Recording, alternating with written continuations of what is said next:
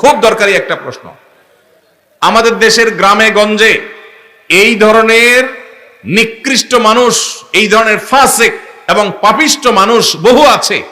এমনকি অনেক লোক আছে নামাজ কালাম পড়ায়, মসজিদে জামাতের সাথে নামাজ আদায় করে, কিন্তু মানুষের বিয়ে শাদী উপলক্ষে খোঁচাখুচি করে।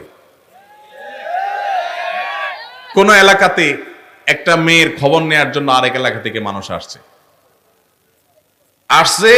এলাকাতে আপনাকে পাইছে একটা পুকুরের ঘাটে উজু করতেছেন, দেখছে যে মসজিদের পুকুরের ঘাট উজু করতেছে, বেচারা নামাজি মানুষই হবে। জিজ্ঞাসা করছেন, ভাই সালাম আলাইকুম, আপনাদের এলাকায় অমুক মেয়েটার সম্পর্কে কিছু জানেন কিনা? আপনি চিন্তা করছেন, আরে তো আপনার শত্রুর মেয়ে, আপনার সাথে তার আইল ঠেলাঠেলি আছে। এই চান্সে আপনি শত্রুতা উদ্ধার করার জন্য বলছেন, ভাই আল্লাহ বাঁচাইছে, আপনি আমার কাছে আসছেন ভাই। এই বইলা যে আপনি একটা শয়তানি শুরু করে দিলেন, আস্ত ডাহা ডাহা মিথ্যা কথা বলে ওই বিয়েটা ভাঙে দিলেন।